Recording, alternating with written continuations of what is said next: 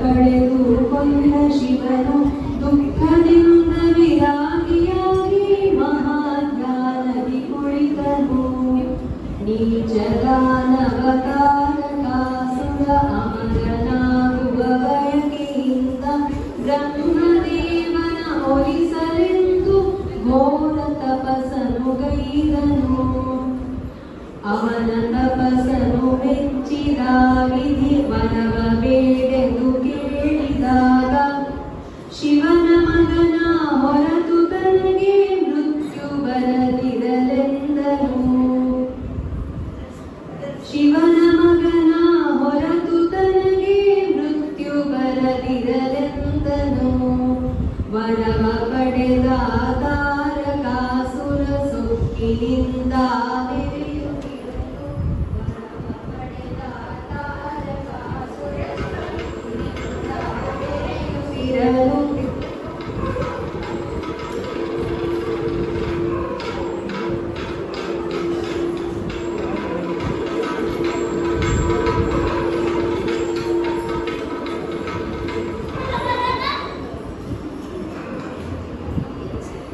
ವರವ ಪಡೆದ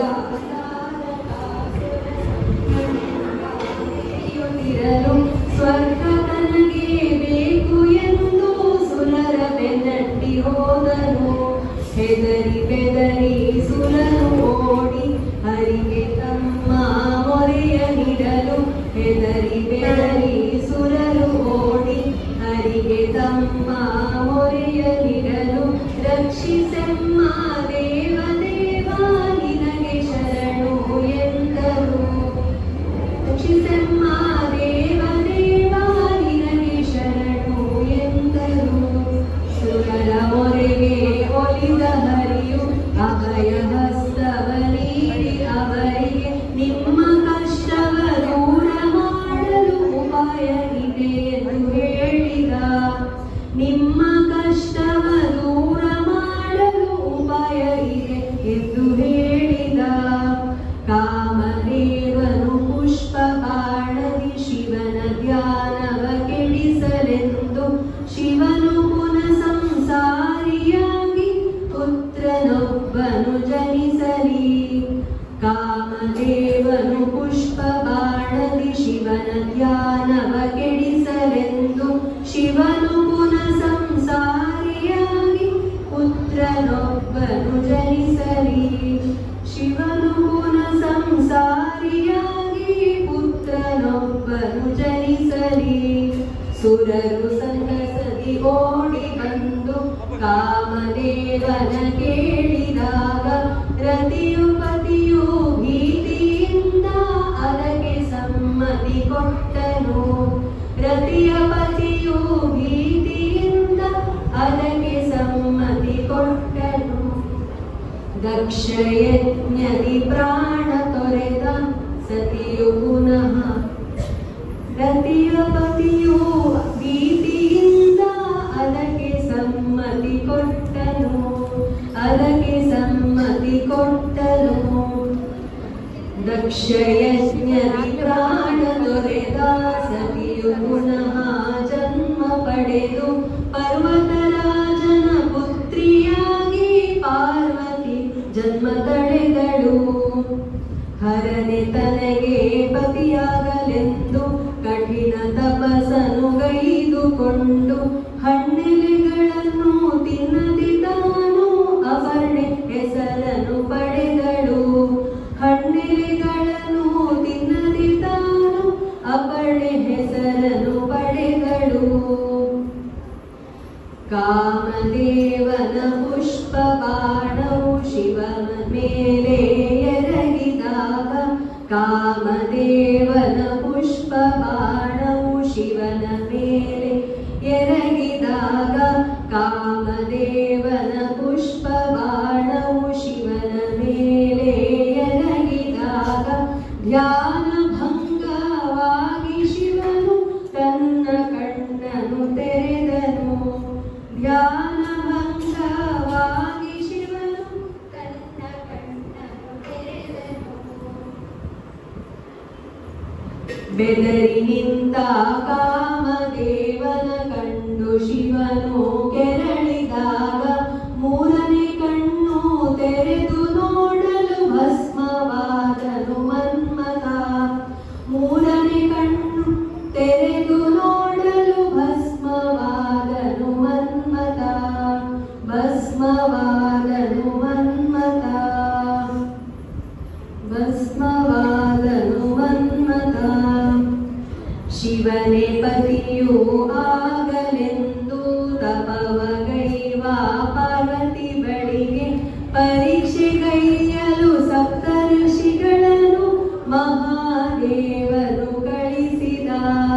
ಪರೀಕ್ಷೆಗೈಯಲು ಸಪ್ತ ಋಷಿ ಮಹಾದೇವನು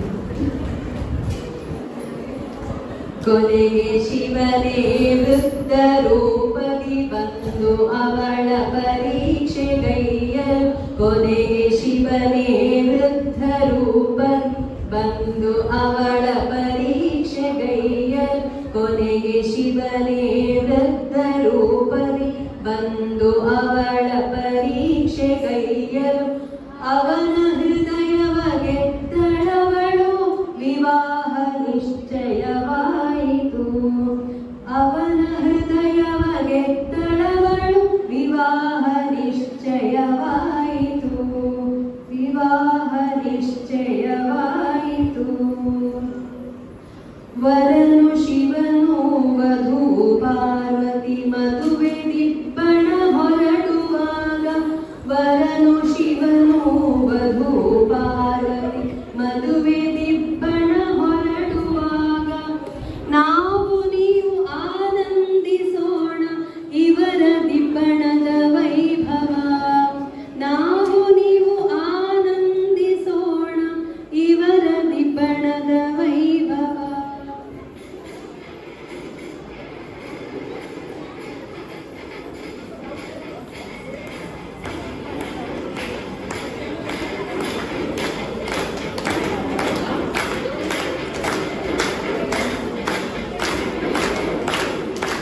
ಮುಂದೆ ಹರನ ವಿಶೇಷ ಗಣಗಳು ಭೂತ ಪ್ರೇತ ಪಿಶಾಚಿ ಎಲ್ಲರೂ ತಮ್ಮ ಒಡೆಯನ ಮದುವೆ ಕಂಡು ಅರಚಿ ಕುಣಿದರು ಮತ್ತೆ ಗಂಧರ್ವರ ಸಂಗೀತ ವಾದ್ಯವಾದಕಗಳ ಸಂಗೀತ ರಂಬೆ ಊರ್ವಶಿ ಮೇನಗೆಯರು ನಾಟ್ಯ ಮಾಡುತ್ತ ಸಾಗಿದರು ದೇವಲೋಕದ ದೇವತೆಗಳು ಚಂದ್ರ ಇಂದ್ರಾದಿಸುರರು ನಡೆದು ಬಂದರು ಋಷಿವರೇಣ್ಯರು ವೇದ ಘೋಷವ ಮಾಡುತ್ತಾ ಶಿವನು ಬಂದನು ನಂದಿಯೇರಿ ವಿಷ್ಣು ಬ್ರಹ್ಮರ ಜೊತೆಗೆ ಕೂಡಿ ಇದು ಒಪ್ಪುವ ಶಿವನ ದಿಬ್ಬಣ ನೋಡಿ ಜನ ಬೆರಗಾದರು ದೇಹ ತುಂಬಾ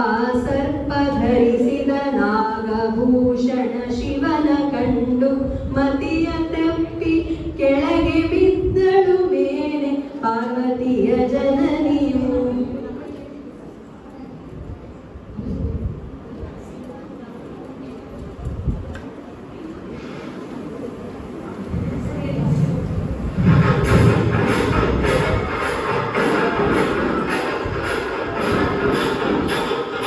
ಶಿವನು ಬಂದನು ನಂದಿಯೇರಿ ವಿಷ್ಣು ಬ್ರಹ್ಮರ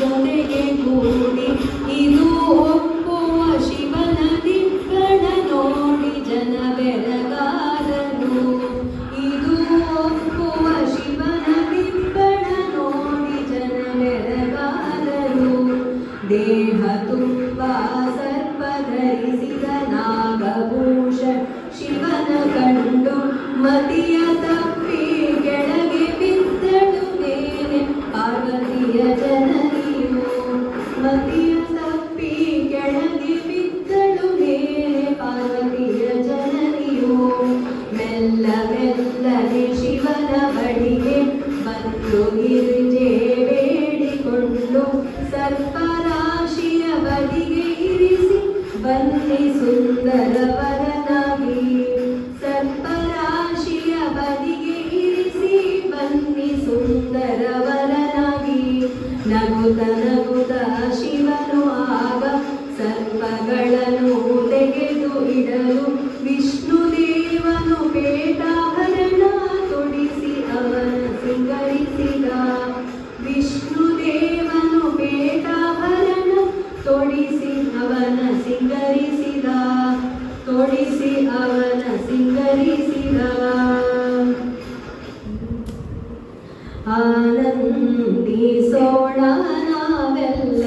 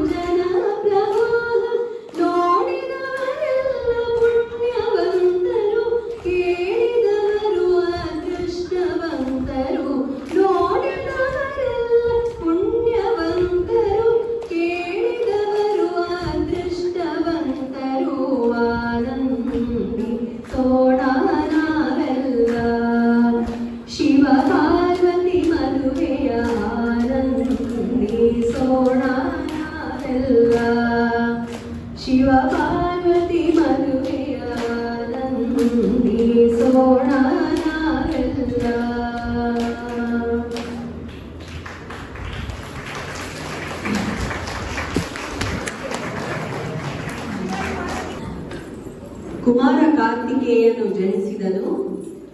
ಸುರರ ಸೇನೆಗೆ ಅಧಿಪತಿಯಾದನು. ದುಷ್ಟ ತಾರಕಾಸುರನನ್ನು ಕೊಂದನು. ಶಿವಪಾರ್ವತಿಯರ ಎರಡನೇ ಮಗನಾಗಿ ಗಣೇಶನು ಬಂದನು. ವಿಘ್ನಹರ್ತನಾಗಿ ಪ್ರಥಮ ಪೂಜೆಗೆ ಅರ್ಹನಾದನು. ವಿಘ್ನೇಶನೆಂದೇ ಪ್ರಖ್ಯಾತಿಯಾದನು.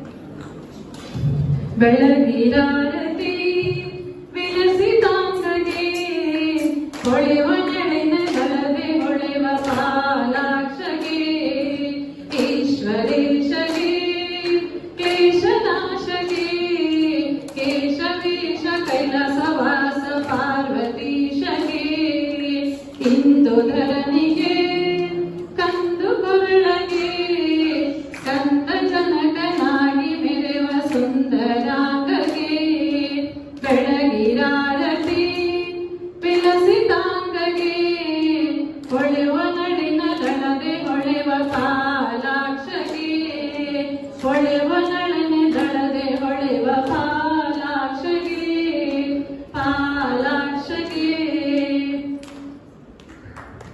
बोलिए उमापति महादेव की